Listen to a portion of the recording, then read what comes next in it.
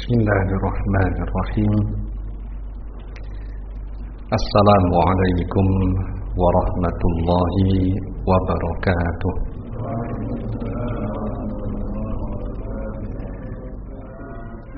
Alhamdulillahi rabbil alamin. Hamdan katsiran thayyiban mubarakan fih kama yuhibbu rabbuna wa yardah. Wa ashhadu an la ilaha illallah wahdahu la syarika lah wa ashhadu anna Muhammadan abduhu wa rasuluh. Allahumma salli ala nabiyyina Muhammadin wa ala alihi wa sahbihi wa man tabi'ahum bi ihsan ila yaumiddin. Ikhwani wa akhwati fillah rahimani wa rahimakumullah. Alhamdulillah, pada malam hari ini insyaallah kita akan melanjutkan kajian kitab Thalathatul Usul wa Adillatuha karya Al-Imam Al-Mujaddid Asy-Syaikh Muhammad bin Abdul Wahhab rahimahullahu taala, dan ini adalah kajian yang ketujuh. Pada malam ini kita akan membahas mengelola perasaan takut menghasilkan ibadah yang berbuah indah. Kita akan bahas beberapa hal. Materi pembahasan kita malam ini insyaallah ada 5 poin utama yang kita ambil dari kitab Thalathatul Usul. Adalah dalil bahwa khauf atau perasaan takut itu ada yang merupakan ibadah. Kemudian yang kedua, kita akan sebutkan 3 macam perasaan takut yang dijelaskan oleh para ulama di dalam syarah-syarah Thalathatul Usul. Sebelum saya menyusun materi ini, setidaknya saya telah membaca 8 kitab syarah dari para ulama, baik itu penjelasan dari Syekh Ubaid Al-Jabiri, Syekh Ahmad bin Yahya An-Najmi, Syekh Muhammad bin Ibrahim, Syekh Muhammad Aman Al-Jami, dan seterusnya. Ada sekitar 8 penjelasan dari para ulama. Kita intisarikan dari syarah-syarah tersebut. Kemudian yang ketiga, kita akan belajar doa yang diajarkan Nabi agar terhindar dari sifat pengecut atau penakut. Doa dari Nabi itu adalah doa agar kita terhindar dari beberapa penyakit jiwa, penyakit hati, pemalas, pengecut, kikir, ya. Itu nanti kita akan baca hadisnya, semoga bermanfaat bagi kita. Hadis dari sahabat Anas bin Malik, riwayat Al-Bukhari. Kemudian yang keempat, doa yang diajarkan Nabi ketika muncul perasaan takut saat terbangun dari tidur. Sebagian orang merasa ketakutan ketika melihat mimpi tertentu, dan memang mimpi itu seakan-akan membenarkan ketakutan dia selama ini. Maka ada doa yang diajarkan Nabi Sallallahu Alaihi Wasallam ketika seorang terbangun di waktu malam dan mengalami perasaan takut itu. Kalau dia baca doa itu, maka tidak akan memudaratkan dia perasaan takut tersebut. Kemudian juga di bagian akhir insyaallah nanti kita akan bahas penjelasan dari Syekh Ibnu Utsaimin rahimahullah bahwa perasaan takut kepada Allah itu ada yang terpuji dan ada yang tercela. Perasaan takut kepada Allah, bagaimana yang terpuji dan bagaimana yang tercela, nanti insyaallah kita akan bahas.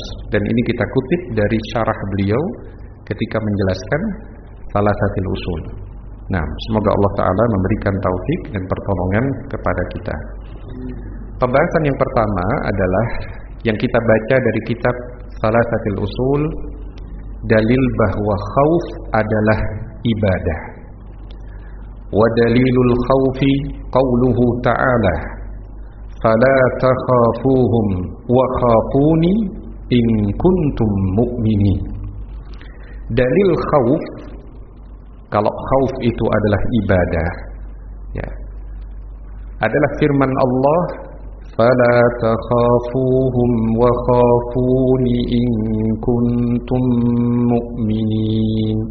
Fala takhafuhum, maka janganlah kalian takut kepada mereka, kepada orang-orang kafir, orang-orang musyrik yang menjadi wali dari syaitan-syaitan itu, yang mengajak kalian bertemu lagi, bertarung ulang setelah perang Uhud. Fala takhafuhum, jangan takut kepada mereka. Wa khafuni, takutlah kepadaku, kepada Allah, in kuntum mu'minin, jika kalian memang orang-orang yang beriman. Di Quran surah Ali Imran ayat ke-175. Ini yang kita nukil dari matan Thalathatil Usul. Jadi setelah perang Uhud itu ada tantangan lagi dari orang-orang musyrikin Quraisy, ayo kita bertempur lagi. Maka orang-orang beriman, Nabi dan para sahabat menyanggupi, ayo kalau mau bertarung ulang silakan. Dalam kondisi mereka baru kalah, terbunuh 70-an sahabat, dan masih terluka mereka. Nah, maka hal itu tidak membuat mereka takut. Fala takhafuhum, maka jangan takut kepada mereka. Wa khafuni, takutlah kepadaku. In kuntum mu'minin, jika kalian orang-orang yang beriman, kata Allah Subhanahu wa ta'ala. Maka di antara faedah yang diambil dari ayat ini oleh sebagian ulama, orang beriman itu takutnya kepada Allah, takut ibadah hanya dipersembahkan kepada Allah Subhanahu wa ta'ala. Kita akan jelaskan nanti 3 macam perasaan takut. Ada perasaan takut yang mubah, boleh ada pada seseorang, karena itu bagian dari tabiat manusia. Tapi perasaan takut itu tidak boleh menyebabkan orang melakukan yang dilarang, meninggalkan yang diwajibkan. Ada juga perasaan takut ibadah, perasaan takut yang diiringi dengan penghambaan, perendahan diri, yang itu hanya boleh dipersembahkan kepada Allah Subhanahu wa ta'ala. Ada juga perasaan takut khaufus sir, perasaan takut yang disebut dengan khaufu as-sir. Nanti kita akan sebutkan insyaallah. Dari sini kita sebutkan 3 macam perasaan takut. Yang pertama, takut secara tabiat manusia.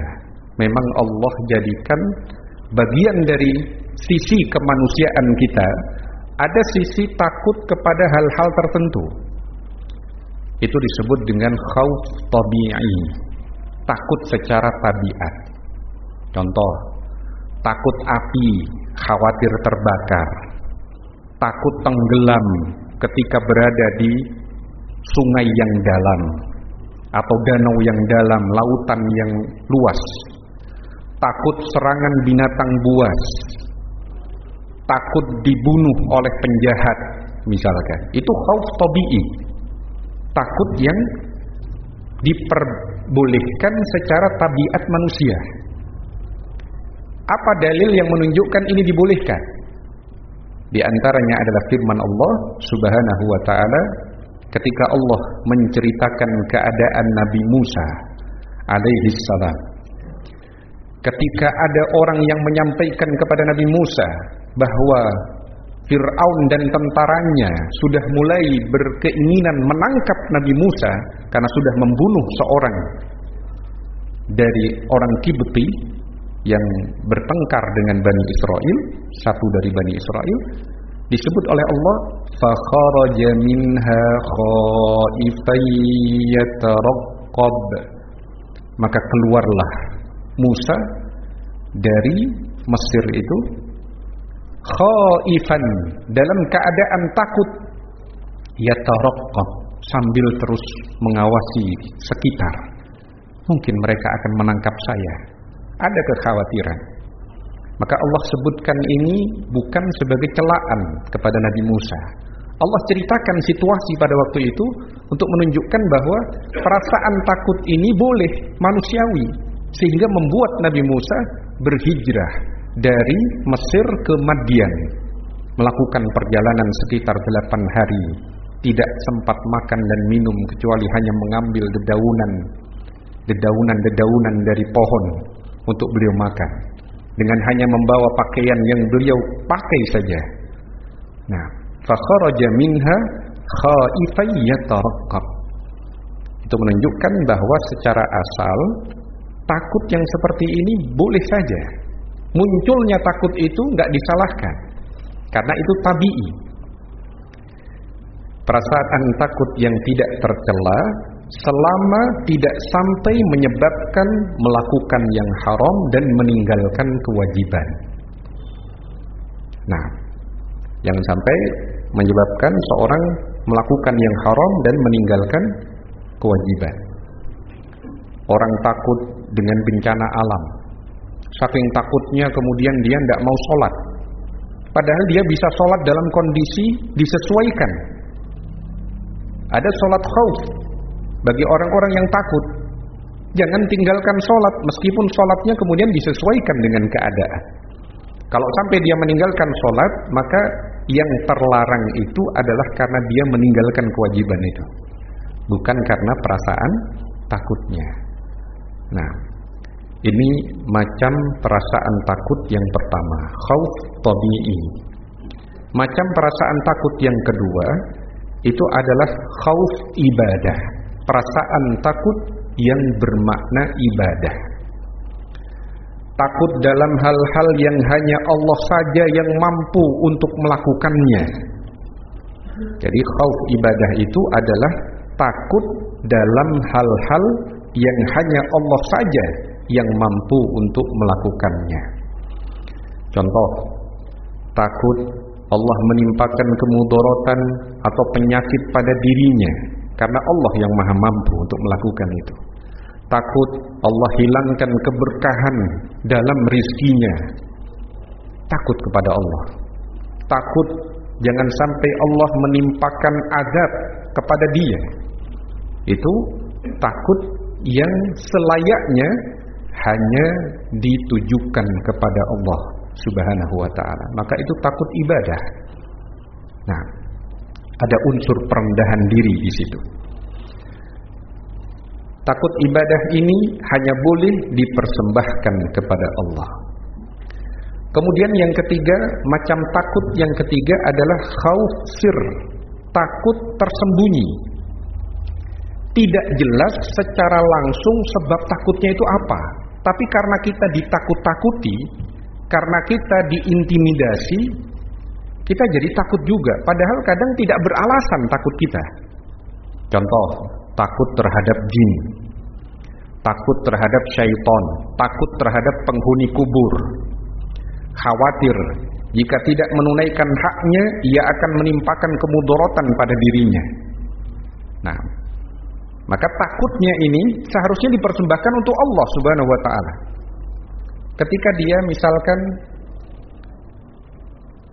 dia lewat di sebuah kuburan yang dikeramatkan, orang sekitar bilang, kepercayaan sini mas, kalau sampean lewat sini itu harusnya sampean berhenti sejenak, sampean nyumbang kepada juru kuncinya, atau disuruh melakukan ritual tertentu. Kalau tidak, maka sampean akan celaka, keluarga sampean juga akan celaka. Ketika muncul perasaan takut itu, maka ini adalah khauf sir, perasaan takut yang tersembunyi. Yang ini juga ada kaitan dengan poin kedua. Harusnya dipersembahkan hanya untuk Allah Subhanahu wa ta'ala. Yang mampu menimpakan mudarat itu hanya Allah Subhanahu wa ta'ala. Kalau sampean tidak ziarah ke kuburan ini setiap pekan, mas, nanti rezeki Anda akan tidak berkah. usia orang tertentu yang tidak melakukan itu juga akan cepat ajalnya, misalkan. Itu hanya Allah yang mampu. Maka takut kepada hal-hal seperti itu, ini masuk kategori khauf sir yang jatuh pada kesyirikan akbar. Dosa besar syirik akbar yang mengeluarkan seorang dari Islam. Kenapa itu syirik akbar? Karena perasaan takut kepada hal-hal seperti itu hanya boleh kepada Allah Subhanahu wa ta'ala. Perasaan kalau sampai dalam hati saya punya niatan buruk kepada penghuni kubur ini, dia sudah tahu isi hati saya. Celaka saya nanti. Padahal yang tahu isi hati seseorang itu hanya Allah Subhanahu wa ta'ala. Tidak boleh seseorang punya perasaan takut seperti itu. Hanya kepada Allah Subhanahu wa ta'ala.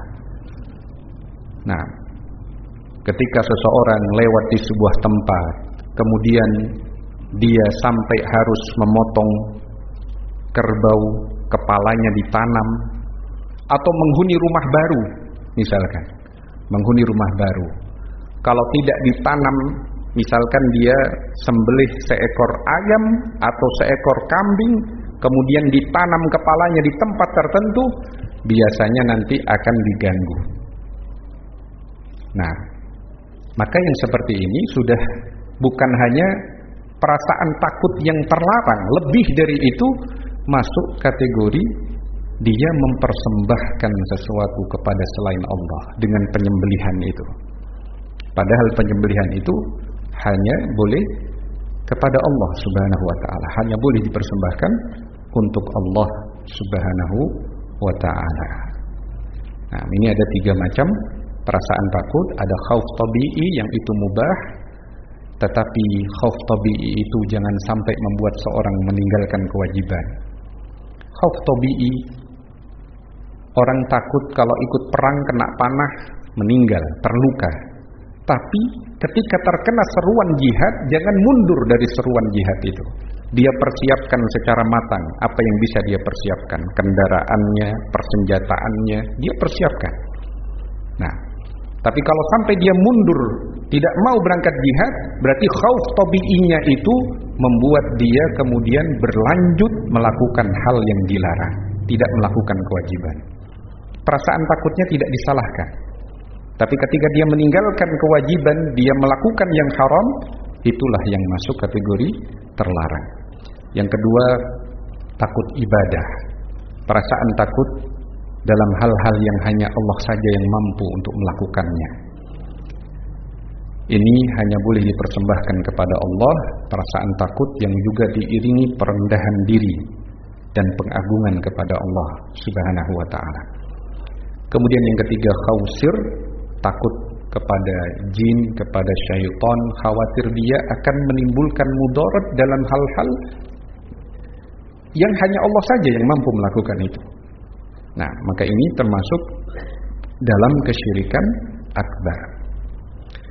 Berikutnya kita akan belajar salah satu doa yang diajarkan oleh Nabi sallallahu alaihi wasallam. Anas bin Malik radhiyallahu anhu menyatakan di dalam hadis riwayat Al-Bukhari, kana an-nabiy sallallahu alaihi wasallam yaqul, kebiasaan Nabi sallallahu alaihi wasallam beliau mengucapkan doa, Allahumma inni a'udzubika minal hammi wal hazani wal ajzi wal kasali wal jubni. Poinnya di wal jubni ini sebenarnya, tapi kita urai satu persatu bagiannya. Wal bukhli wa dhala'id dain wa ghalabatir rijal. Nah, doa ini boleh kita baca kapan saja, tidak terikat dengan waktu. Mau kita baca dalam sholat, di dalam sujud kita, silahkan. Mau dibaca di dalam doa tahiyat sebelum salam, doa sebelum salam, silahkan. Mau dibaca di waktu menunggu antara adzan dan iqamah, silahkan. Nah, yang penting kita paham maknanya, sehingga kita ketika berdoa benar-benar menghadirkan hati dan begitu butuh kepada Allah Subhanahu wa ta'ala. Allahumma, ya Allah, inni, sesungguhnya aku, a'udzubika, berlindung kepadamu, minal hammi, dari al-ham. Ham itu sebenarnya adalah perasaan sedih atau perasaan cemas, ya. Cemas terhadap sesuatu yang akan datang. Ini agak ketukar sedikit terjemahannya. Minal hammi, hammi itu artinya cemas. Gimana masa depan saya nanti? Bagaimana besok? Saya sudah diancam, itu ham. Allahumma inni a'udzubika minal ham. Kecemasan terhadap sesuatu yang akan terjadi, itu ham. Ya Allah, aku berlindung kepadamu dari ham. Wal hazan, dari perasaan sedih terhadap yang lampau.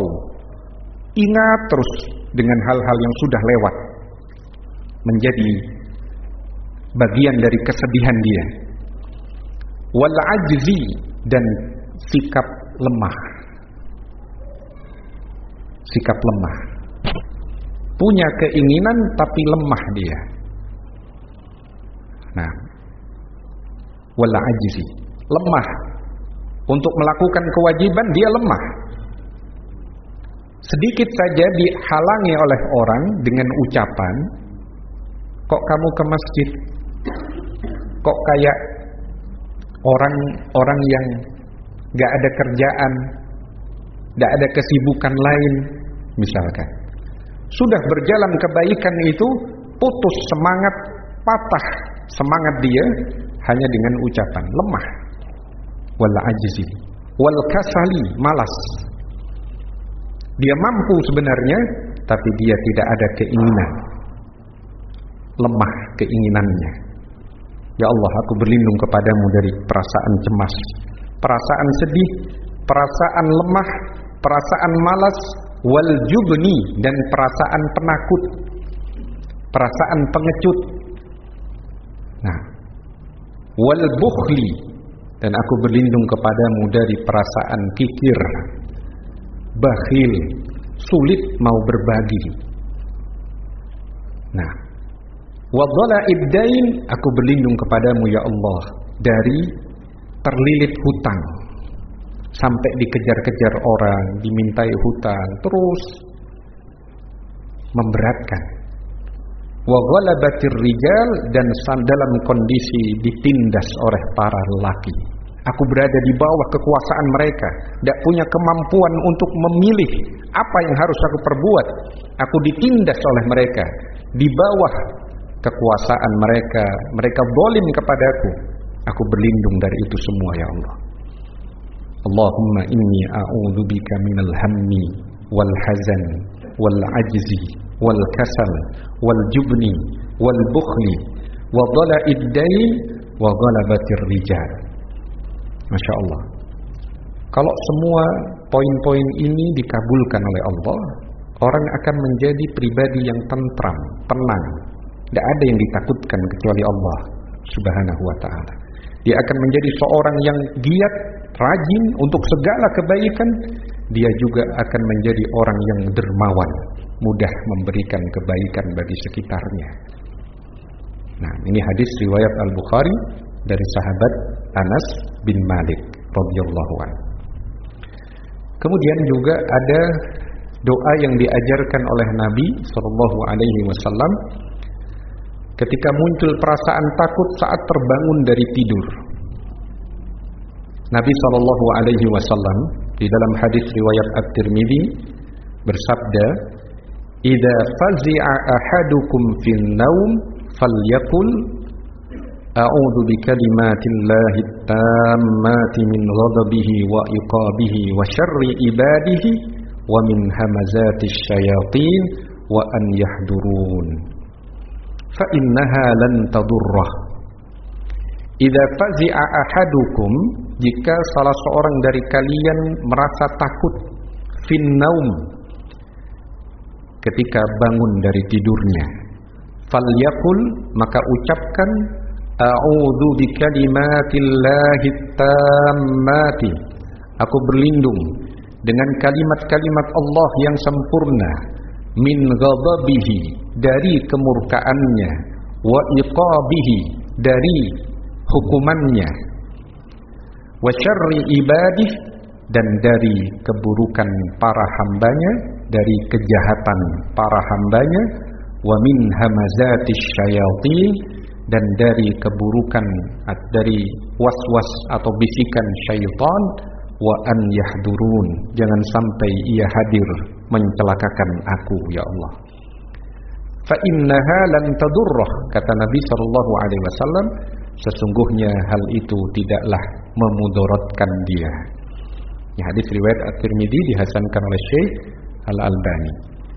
Juga ada penjelasan dalam hadis lain, kalau seorang bermimpi buruk jangan ceritakan kepada siapapun, meskipun kepada orang dekat. Mimpi buruk, mimpi orang terdekat kita terbunuh, mimpi kecelakaan, macam-macam hal-hal yang buruk, jangan ceritakan kepada siapapun, termasuk orang dekat kita, istri kita, anak kita, siapapun. Kalau mimpi baik, silahkan kalau engkau mau ceritakan kepada orang yang kira-kira tidak akan hasad kepadamu. Ini penjelasan dari para ulama. Kalau penjelasan bahwa jika engkau melihat sesuatu yang buruk dalam mimpinya, jangan ceritakan kepada yang lain, itu memang disebutkan dalam sebagian hadis yang sahih. Nah, kemudian pembahasan yang berikutnya atau poin yang terakhir yang kita kaji pada kajian kita di malam hari ini, takut kepada Allah antara yang terpuji dan tercela. Kita mikir sebelumnya, sebelum kita tahu penjelasan ulama ini, mungkin pokoknya orang takut kepada Allah itu sudah baik. Ternyata tidak setiap takut kepada Allah itu baik. Syaitan pun menyatakan inni akhafullah, sesungguhnya aku takut kepada Allah. Nah, itu diabadikan dalam Al-Quran. Bagaimana takut kepada Allah yang terpuji dan bagaimana yang tercela? Kita bahas yang terpuji terlebih dahulu. Kata Syekh Muhammad bin Shalih Al-Utsaimin rahimahullah dalam syarah Thalathatul Usul, wal khaufu minallahi ta'ala yakunu mahmudan wa yakunu ghaira mahmud. Takut kepada Allah bisa terpuji dan bisa pula tidak terpuji. Fal mahmudu ma kanat ghayatuhu an yahula bainaka wa baina ma'siyatillah. Perasaan takut kepada Allah yang terpuji adalah jika hasilnya menghalangi antara diri Anda dengan kemaksiatan kepada Allah. Bihaitsu yahmiluka ala fi'lil wajibat wa tarkil muharramat. Membuat Anda mengerjakan kewajiban-kewajiban dan meninggalkan hal-hal yang haram. Fa idza hasalat hadhil ghayah, kalau sudah tercapai tingkatan ini, ya, dia sudah kerjakan kewajiban, dia tinggalkan yang haram, sakanal qalbu watma'annah, hati menjadi tenang, tentram. Wa ghalaba 'alaihi al-farah bi nikmatillah, muncul kegembiraan terhadap nikmat Allah, war raja li thawabih, serta berharap pahalanya. Jadi takut kepada Allah yang terpuji adalah ketika perasaan takut itu menyebabkan kita menghindar dari kemaksiatan kepada Allah. Setelah kita berhasil meninggalkan kemaksiatan itu karena takut kepada Allah, muncul perasaan tenang dalam hati. Kemudian bersyukur, ini nikmat dari Allah.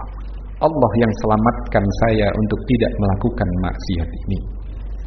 Dan dia berharap pahala dari Allah Subhanahu wa ta'ala. Itu perasaan takut yang terpuji, takut kepada Allah Subhanahu wa ta'ala. Ketika dia tersadar, dia takut kepada Allah, bagaimana siksaan Allah, begitu pedih, siksaan di alam barzakh, siksaan di akhirat nanti. Saya takut mendapatkan siksaan itu. Maka ketika terdengar panggilan azan, dia segera berwudu dengan sempurna di rumahnya yang terbaik. Kemudian dia berjalan menuju masjid, dia laksanakan sholat. Selesai sholat, dia kemudian tenang hatinya. Hasil dari perasaan takut itu, setelah dia lakukan kewajiban atau dia tinggalkan yang haram, tenang hatinya. Kemudian dia bergembira, alhamdulillah, segala puji bagi Allah. Kalau bukan karena pertolongan Allah, saya nggak bisa sholat seperti ini. Nah, dia bersyukur kepada Allah dan tetap berharap pahala dari Allah Subhanahu wa ta'ala.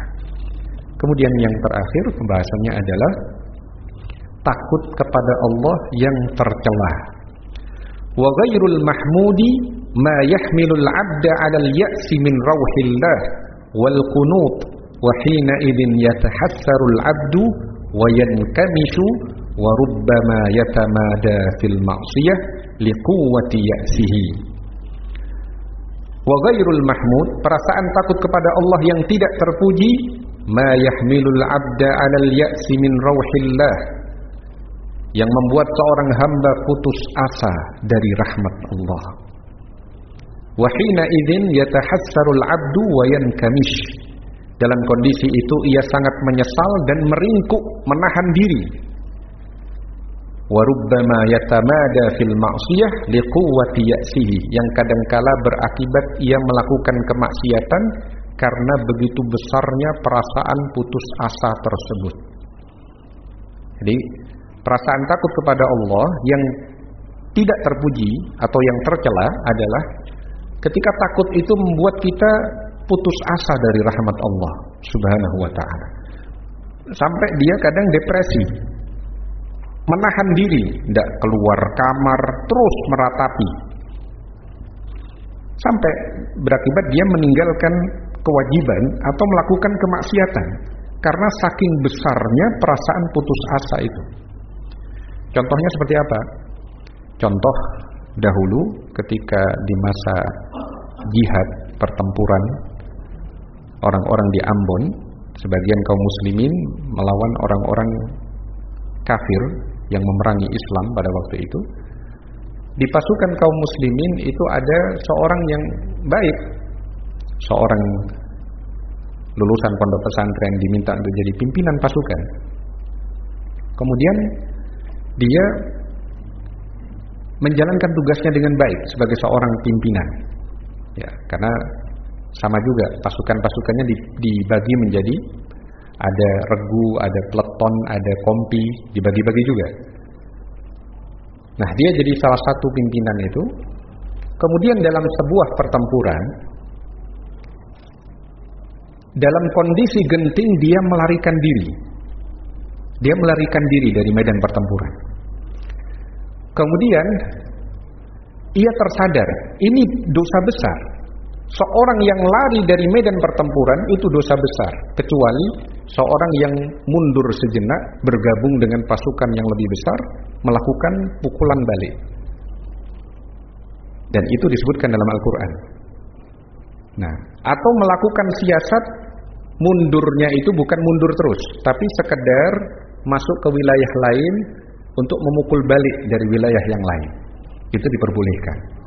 Illa mutahayyizan liqitalin aw mutaharrifan liqitalin faqad ba'a bighadabin minallah. Kecuali orang-orang yang mereka melakukan siasat untuk bergabung bersama pasukan atau akan menyerang dari arah yang lain, ya. Kalau tidak demikian, maka dia akan kembali dengan membawa kemurkaan dari Allah Subhanahu wa ta'ala. Nah, maka ketika dia ingat itu, dia merasa begitu berdosa. Ketika dia merasa begitu berdosa, depresi dia, sampai putus asa terhadap rahmat Allah. Ada masa-masa dia kemudian meninggalkan beberapa kewajiban. Sholat berjamaah di masjid dia tinggalkan. Sholat pun kadang tidak tepat waktu sudah, mepet-mepet juga. Nah, itu karena dia begitu putus asa. Walaupun kemudian alhamdulillah keadaan membaik, tapi masa-masa tertentu dia sempat mengalami keadaan karena begitu takutnya kepada Allah, sampai perasaan takut itu bukan kemudian membuat dia menghilangkan kemaksiatan, menjauhi kemaksiatan, tapi putus asa dari rahmat Allah, depresi, akhirnya dia tidak melakukan kewajiban-kewajiban. Contoh lain, ada seorang yang biasanya berusaha untuk menghindari kemaksiatan. Suatu ketika dia kemudian terjatuh atau tergelincir dalam kemaksiatan yang selama ini dia hindari. Kemudian dia merasa begitu takut kepada Allah sampai perasaan itu menyebabkan dia putus asa dari rahmat Allah Subhanahu wa taala.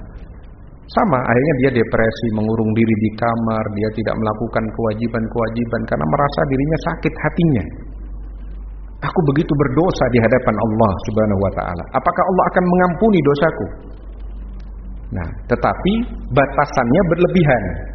Batasannya berlebihan, dia masuk dalam kategori putus asa dari rahmat Allah sehingga dia meninggalkan sebagian kewajiban dan justru terjatuh kepada sebagian kemaksiatan. Inilah yang tercela. Nah, ini pembahasan kita pada malam hari ini terkait dengan bagaimana kita mengelola perasaan takut kita untuk menghasilkan ibadah yang berbuah indah. Nah, kurang berapa menit lagi waktunya? Ya, 1 menit lagi. Nah, ya. Nggih, Pak Rio. Waalaikumsalam warahmatullahi wabarakatuh. Saya penting untuk memilih perasaan takut ini, karena perasaan takut ini kan secara kejiwaan, Iya. pembawaan lahiriah. Nah, Satu contoh, jika saya mau berangkat ke subuh, itu kadang ada beberapa jalan pintu itu masih portal belum dibuka. iya. Tetapi kadang dibuka, artinya tidak selalu terbuka. Nah, Sehingga saya takut mau lewat sini tertutup. Kalau Iya. dikatakan benar memang bertemu tertutup. Nah, oleh karena itu saya berusaha cari jalan lain. Iya. Ternyata bisa. Nah, apakah itu sudah masuk kategori takut jika saya menghindari langkah pertama tadi? Nah, jadi kalau misalkan kita akan berangkat sholat subuh ke masjid, kemudian kita mengira bahwasanya sebagian tempat sudah masih tertutup portalnya, kita memilih jalan yang lain, apakah itu masuk kategori takut? Ya, ya, artinya itu semacam kekhawatiran saja, dan bukan masuk kategori yang terlarang. Boleh. Nah, ya, yang demikian tidak mengapa. Boleh. Khawatir nantinya ternyata sudah jauh-jauh ke sana kok ternyata ketutup, karena kebiasaannya kadang ketutup di situ, maka tidak ada masalah. Perasaan itu tidak ada masalah selama kita memang masih kemudian menjalankan kewajiban itu, menjalankan kewajiban untuk sholat subuh, apalagi berjamaah di masjid, tidak ada masalah. Nah, baik. Mungkin ada lagi? Ya, apa itu? Kalau takutnya itu seperti orang paranoid gitu. Takutnya kan kalau ada orang itu akan berguna. Ya. Lalu tujuannya itu Nah, satu jenis yang mana? Kalau kecil yang lain, itu apakah ada yang mengganggu tujuannya itu? Apakah masuk syirik atau boleh? Nah, jadi ada pertanyaannya adalah bagaimana dengan orang yang paranoid? Kalau mau berkembang, ada sebagian penyakit kejiwaan itu fobia, fobi terhadap hal-hal tertentu yang orang normal tidak fobi. Ada orang yang fobi dengan dengar suara kerupuk dimakan saja, itu dia benar-benar ketakutan. Ya, ada orang benar-benar fobi dengan buah tertentu, rambutan. Ya, bagi orang yang lain normal itu, tidak ada masalah. Tapi ketika dia melihat itu, dia begitu fobi dalam hal itu, begitu takut. Kadang rambutan, kadang salak juga. Sebagian orang itu bisa jadi karena dia merekam trauma masa kecilnya atau hal-hal di masa dahulu yang itu pernah menjadi memori buruk dalam benak dia, sampai itu benar-benar membuat dia ketakutan. Nah, maka yang seperti ini sebenarnya kalau dari sisi dosa enggak, dari sisi dosa tidak. Tapi dari sisi apakah itu kondisi yang terpuji? Tidak juga. Karena perasaan takutnya itu bukan perasaan takut normal. Ya. Apakah itu masuk kategori kesyirikan? Bukan. Bukan masuk kategori kesyirikan. Jadi kesyirikan dalam perasaan takut itu adalah dia takut kepada sesuatu yang sebenarnya yang hanya mampu melakukan itu Allah saja. Yang dijelaskan dalam sebagian syarah itu khaufus sir. Perasaan khauf terhadap jin, terhadap syaitan, terhadap penghuni kubur, ya. Dia merasa bahwa penghuni kubur itu bahkan mengetahui gerak-gerik hati dia, ya. Maka yang demikian ini masuk kategori kesyirikan dalam khaufus sir. Nah, tapi untuk hal-hal yang tadi paranoid atau fobia dan yang tidak normal pada sebagian orang bukan masuk kategori dosa, tetapi tentu akan menyulitkan aktivitas kita.